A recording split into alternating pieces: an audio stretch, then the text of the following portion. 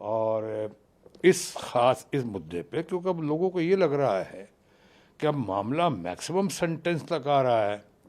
ऐसे जजमेंट पे, जजमेंट की तो मैं कदर करता हूँ लेकिन सहमत नहीं हूँ, मैं भी फैसले से सहमत नहीं हूँ कि आप एक राहुल गांधी को कब का बोला हुआ, 4 साल 5 साल पहले कहा हुआ, और उस पर सज़ा होती है और वो भी मैक्सिमम होती है, यानी 1 दिन होता, 2 दिन होता, कोर्ट के उठने तक होता, 4 महीने होता, एकदम 2 साल। तो ये लगता है, ऐसा लगता है कि इसके पीछे कुछ लोग चाह रहे थे कि किसी तरह से इनकी सदस्यता रद्द हो जाए। ऐसा हुआ, अभी फ़िलहाल तो ऐसा ही हुआ है, लेकिन इससे घबराहट भी हो गई लोगों को और एक बौखलाहट भी हुई है कि लोगों को लगता है कि आज इनके साथ हुआ है तो कल मेरे साथ भी हो सकता है। जैसे कि ईडी का और सीबीआई का, जैसे गवर्नमेंट एजेंसीज के रेड्स जिस तरह से हो रहे थे, 5,000 से ज़्यादा लोगों पे रेड्स हुए हैं, उसमें से एक भी नाम हमारे बीजेपी के दोस्तों का नहीं है, एक भी नाम बीजेपी के सदस्य का नहीं है। 95% से ज़्यादा रेड्स जो हुए हैं वो अपोजिशन पे हुए हैं। तो ये मामला अब सुप्रीम कोर्ट में पहुंच गया है, इसलिए अभी मामले पर कुछ ज़्यादा विस्तार से नहीं जाना पड़ेगा, क्योंकि मामला सुप्रीम कोर्ट में, और ये जाना ही था एक दिन सुप्रीम कोर्ट में, सबसे ऊंची अदालत में। अभी बात रही यहाँ पे कि आज जिस तरह से हुआ है, एक तरफ पूरा अपोजिशन एक हो गया है, वहीं दूसरी तरफ भारत सरकार के, चाहे हमारे रूलिंग पार्टी के फ्रेंड्स की छवि अंतर्राष्ट्रीय स्तर पे, जिसकी हमेशा वो लोग बात करते रहे, राष्ट्रीय और अंतर्राष्ट्रीय स्तर पे बहुत धूमिल हुई दिखती है। कि क्या मतलब है कि आपने कहा आज तक किसी को ऐसी सज़ा नहीं हुई है, भारत के इतिहास में इस पे किसी को ऐसी सज़ा नहीं हुई है कि कहने के आधार पे, और कहने के आधार पे होना है तो हमारे बहुत सारे मित्रगण, हमारे माननीय प्रधानमंत्री जी भी, बहुत सारे लोग ऐसी ऐसी बातें कह गए हैं और कह जाते हैं, या तो जोश में, या स्लिप ऑफ द टंग की वजह से, या गुस्से में, ऐसी ऐसी बातें कहे जाते हैं कि कितने करोड़ की गर्लफ्रेंड और क्या क्या, और आपने, अब मुझे ज़्यादा विस्तार से कहने की ज़रूरत नहीं, सब लोगों ने कहा है। तो एक तरफ what is right for Peter should be right for Paul, लोगों को महसूस होता है उन्होंने कहा तो कुछ नहीं, यानी वही जो गाना है ना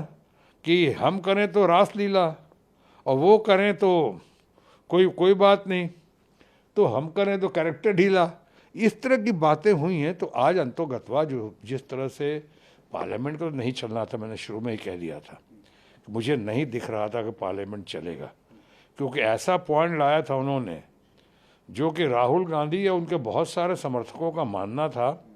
उनकी पार्टी के अलावा भी, कि साहब यहाँ पे उन्होंने ऐसी कोई बात नहीं की है जिसके लिए उनको माफ़ी मांगना पड़े। ये तो रूलिंग पार्टी की तरफ से, हमारे दोस्तों की तरफ से एक बहाना क्रिएट किया हुआ दिखा, जाना था मुझसे दूर बहाने बना लिए, यानी उन्होंने बहाने बना लिए कि माफ़ी मांगो। अब ऐसा कैश 22 फंसा कि माफ़ी मांगने, उनको माफ़ी मांगनी थी,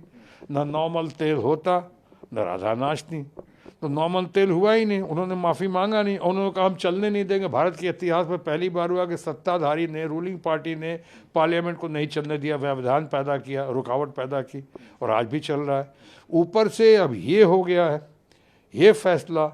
जो विपक्ष के ऊपर, लोकतंत्र के ऊपर बहुत बड़ा प्रहार दिखता है बहुत सारे लोगों को। तो मैं एक तरफ कहूँगा कि पार्लियामेंट तो लगता है आज ही कल परसों में कभी भी, ऐसी संभावना है कि समय से बहुत पहले ही उठ जाएगा ये सेशन। और दूसरी तरफ मैं ये भी कहूँगा आपसे कि जिस तरह से हुआ है ये फैसला, और फैसला का जिस तरह से रूलिंग पार्टी ने स्वागत किया है, यानी रूलिंग पार्टी ने स्वागत किया, ऐसा लगता है जैसे चाह रहे थे कि ऐसा कुछ रीज़न मिल जाए, ऐसा कुछ बहाना मिल जाए ताकि हम सदन को पहले ही स्थगित करा सकें, समय से पहले, और किसी तरह से उनकी सदस्यता हम भंग कर सकें। ऐसा हुआ, सदस्यता उन्होंने भंग की फिलहाल, जो मुझे लगता है ये ऊपरी अदालत में ये स्टे नहीं करे, ये खारिज हो जाएगा। मुझे लगता है कि उनको इंसाफ मिलेगा, ऑपोजिशन को इंसाफ मिलेगा, जैसा पहले कभी नहीं हुआ वैसा अभी हुआ है, और रूलिंग पार्टी इसका स्वागत कर रही है, उसका कारण बिल्कुल जाहिर है। नमस्कार, मैं हूं मानक गुप्ता। अगर आपको हमारा ये वीडियो पसंद आया हो तो इसे लाइक और शेयर जरूर करें, और हाँ, हमें सब्सक्राइब और फॉलो करना ना भूलें। ताकि आप देश और दुनिया की कोई खबर मिस ना करें। तो जुड़े रहिए हमारे साथ और देखते रहिए News 24।